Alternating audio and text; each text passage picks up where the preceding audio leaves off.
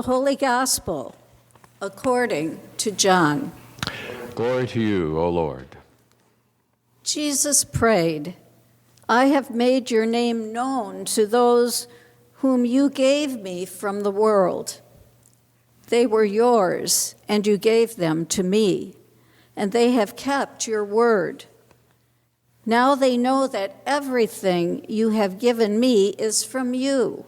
For the words that you gave to me, I have given to them. And they have received them and know in truth that I came from you.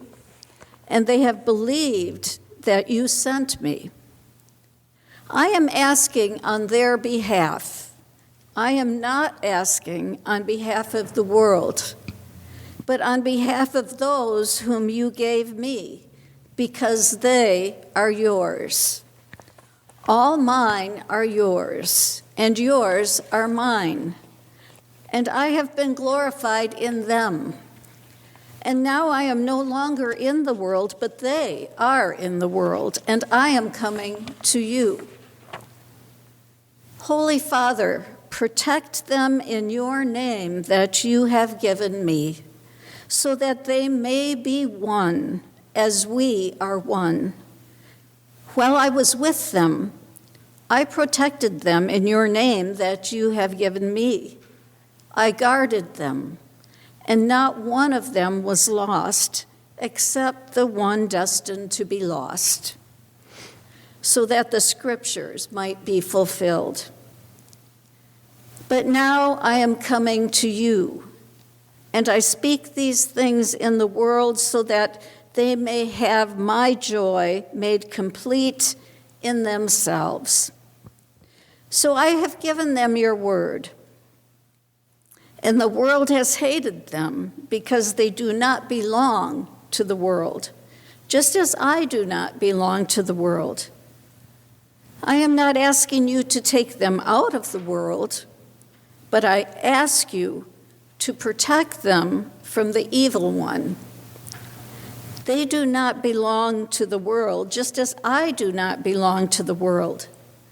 Sanctify them in the truth. Your word is truth. As you have sent me into the world, so I have sent them into the world. And for their sakes, I sanctify myself, so that they also may be sanctified in truth. The gospel of the Lord. Praise to you, O Christ. Most of you know one of our sons, his wife, and our grandson William live on Grand Cayman Island. We've gone there to visit them several times, and it is such a wonderful escape each time we go. On various occasions while there, we have done things like watch the annual Batabano parade as people from the island dress in colorful, outlandish costumes and dance in procession through the streets for a festive carnival celebrating turtles. We have been there for Pirate Week as people parade through town dressed like pirates. We have taken boat rides out to Stingray City, which is an area of ocean surrounding a sandbar where we were able to get out of the boat to pet and feed the dozens of stingrays that were circling around us. We have gone on a submarine excursion to view the gorgeous colors of the coral reef. And we have had multiple delicious meals as we enjoyed time with our kids. These times have provided a memorable respite from normal, ordinary, everyday life. And I so miss being able to see them during this pandemic. And I realize how such vacation time provides an often necessary, welcome escape from routine everyday experience. However, not all forms of escape from the real world are beneficial, helpful, or even healthy. The human desire to seek escape from the real world is as ancient as human history, and this desire is as old as Christian faith. In fact, religious faith may, may intensify this desire. For people of faith, once we experience and begin to understand what is holy, set apart, and good about life together within the context of Christian community, we tend to want to avoid the clamor and conflict of the greater world. We tend to want to escape and too frequently cocoon ourselves within the safe confines of Christian community while staying away from the major issues that face so many around the globe.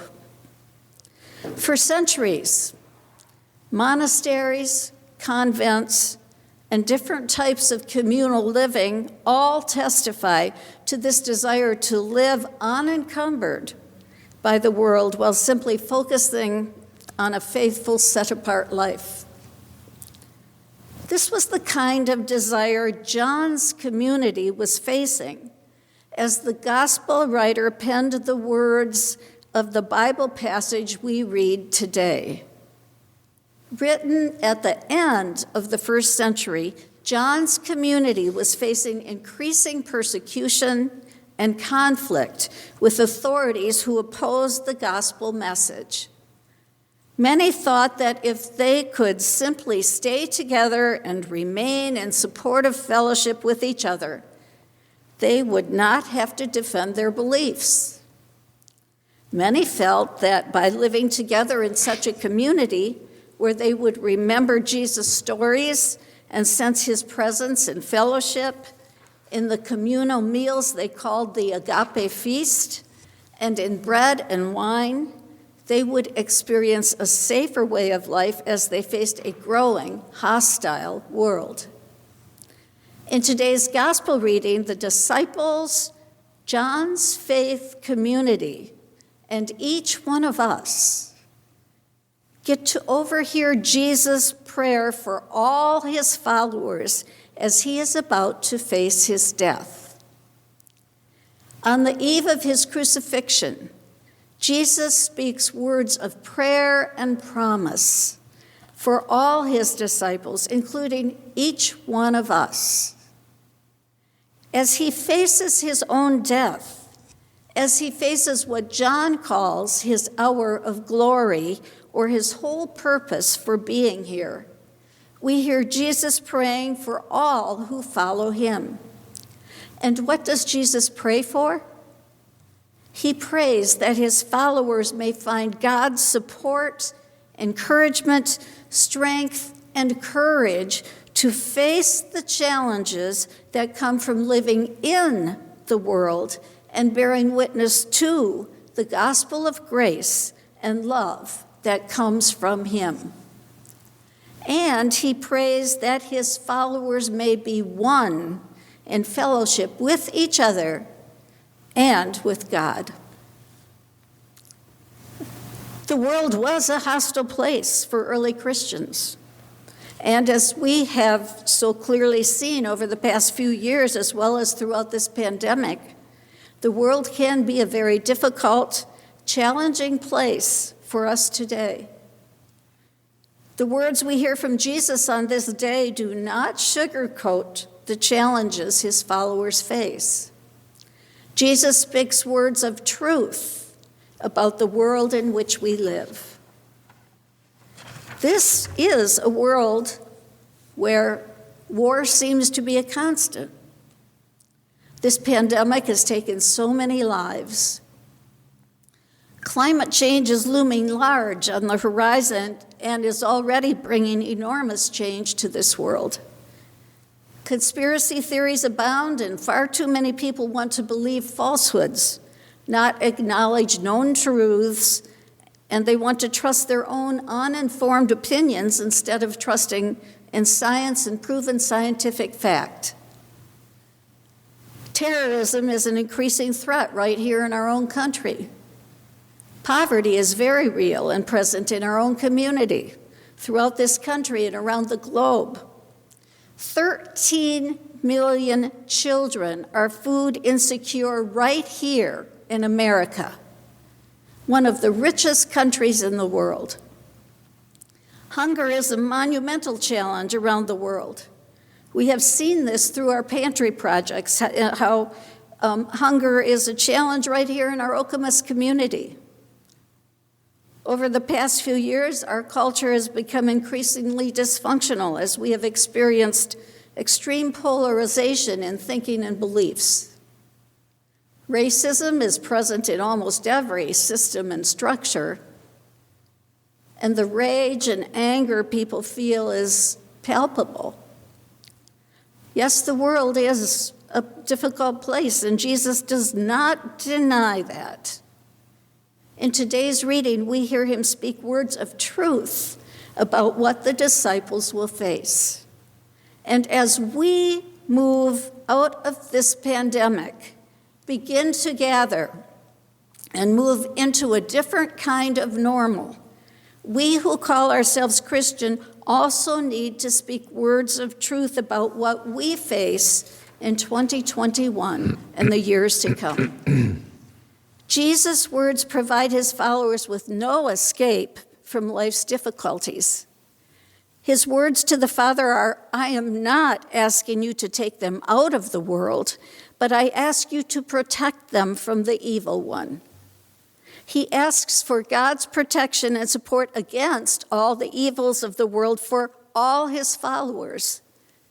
Jesus does not promise us exemption from the struggles of life, but he does promise and assure us that we are not alone in the struggle. And instead of retreating from the world, Christ offers us an alternative model that can empower us to live in the world without succumbing to its values and pressures. We are to live amid all the knotted complexities without getting ourselves entangled. Friends, we are enabled to live this way as we immerse ourselves in God's word, in God's action through the living word, and as we are fed with the nourishment of Jesus' very life through weekly word and sacrament. When we do this, we live into the gift of unity that is God-given. It is all gift. And as we live this way, God reorients our yearnings for escape from the world as the truth of God's word is revealed in and through the very real stuff of this world, the needs of the world. As Jesus' prayer continues, we then hear a great crescendo as he says, as you have sent me into the world, so I have sent them into the world. This is a very powerful phrase because the words sent into the world are the exact opposite of escaping from or getting out of the world. This verse in today's gospel is patterned on Jesus' own life and calls the church to follow his example by becoming engaged with the world in all its distorted powers and pressures. Yes, we do live in a difficult and often painful world. And we can at times become exhausted, even feel despair as we view and experience people's pain and watch ceaseless violence and corruption both here and around the world. This feeling can cause us to want to stay cocooned within our own homes and our own safe community, not addressing the needs of the world. However, Jesus' words today tell us we have been sent to bear witness to the truth that God loves this whole world, broken as it is. We have been promised Christ's presence with us and to us as we vitally and faithfully become fully engaged with the needs and wounds of this world, and as we bear Christ's creative, redeeming word and God's healing love to this world. as we begin to again gather in person and come together as a community of faith, we come to be made one, to receive God's gift of unity, and to be energized and fed by the truth of God's redeeming word. And we are called not to escape, but to do the necessary work so that all people might have more abundant life, life that truly matters, right here and right now. And I am just going to add one thing to this sermon right here and right now. One of the ways we do that kind of work is by getting vaccinated. Go and get the vaccine. Amen.